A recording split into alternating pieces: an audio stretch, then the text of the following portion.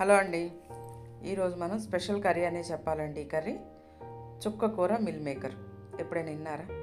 చాలా బాగుంటుందండి, చాలా ఈజీగా అయిపోతుంది. నేను ఒక కప్పు మిల్ మేకర్ తీసుకున్నాను, ఒక వెల్లుల్లి, 5 పచ్చిమిర్చి తీసుకున్నాను, ఒక్క ఉల్లిపాయ, ఒక్క టమాటో, అలాగే 2 కట్టలు చుక్క కూర అండి.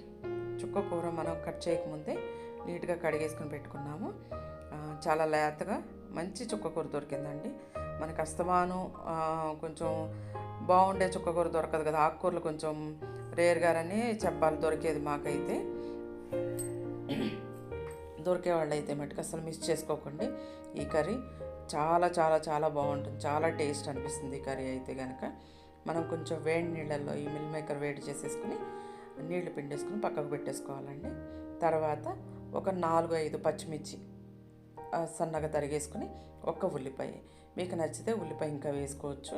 పచ్చిమిర్చి కూడా తక్కువగా ఎందుకు వేసానంటే అవి చాలా కారంగా ఉన్నాయని తక్కువగా వేసాను. మనకి పచ్చిమిర్చి కారమేనండి, మళ్ళీ మనం దీంట్లో ఎక్కడ ఎర్రకారం ఎక్కడ వాడం, ఓన్లీ పచ్చిమిర్చి కారంతో ఈ కర్రీ చేసుకుంటాం.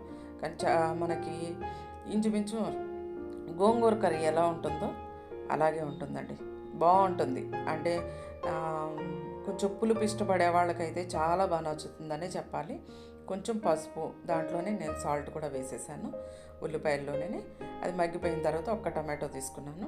అంటే మళ్ళీ పులిపే కదా, పులుపుకి టమాటా ఎందుకు వేసారంటే బాగుంటుందండి, టేస్ట్ అయితే చాలా బాగుంటుంది. అంటే చుక్కకూర ఏమి గోంగూర అంత పులుపు ఉండదు, కానీ కొంచెం బాగుంటుంది, పుల్లగా బాగుంటుంది కూర. మరీ అంత గోంగూర అంత పుల్లగా ఉండదు, బాగా అనిపిస్తుంది. అదొకటి ఏంటంటే చుక్కకూర ఊరికే మగ్గిపోతుందండి, చాలా తొందరగా ఉడికిపోతుంది అనమాట. మనం దాంట్లో వాటర్ కానీ ఏమి అవసరం లేదు. కొంచెం గోంగూర అయితే మనకి ఉడకబెట్టుకోవడం అలా చేయాలి కదా, కొంచెం ఆకేమన్నా ముదిరితే అలాగా. ఇది అలా కాదండి, చుక్కకూర ఊరికే మెల్ట్ అయిపోయినట్టు అయిపోతుంది అనమాట. మనం గరిటతో అయినా అనుకోవచ్చు, మెత్తగా స్మాష్ చేసేసుకోవచ్చు, లేదా ఒక స్మాషర్ తోటో పప్పు గుత్తుతోటో ఇలా చేసేసుకుని తర్వాత మనం మిల్ మేకర్ పిండుకుని పక్కకు పెట్టేసుకున్నాం కదా, దీంట్లో వేసేసుకోవడమే.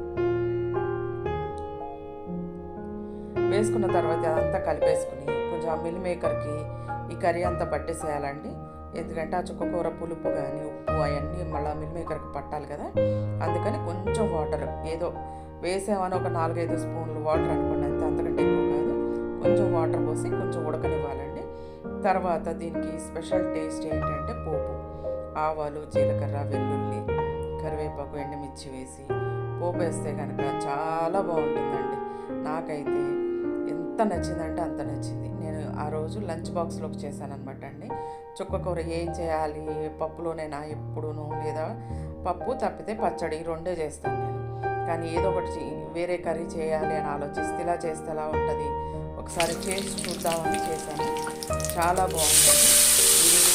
వెజ్ బిర్యానీలో కానీ బగారా రైస్లో కానీ చాలా బాగుంటుంది. వైట్ రైస్ అయితే చెప్పవసరం లేదు, నేను వైట్ రైస్లోకి చేశాను, లంచ్ బాక్స్లోకి. చాలా బాగుంది. మీరు కూడా చేసుకుని ఎలా వచ్చింది అనేది కామెంట్ చేయండి. మీకు ఈ వీడియో నచ్చితే లైక్ చేసి షేర్ చేసి తప్పకుండా సబ్స్క్రైబ్ చేసుకోండి.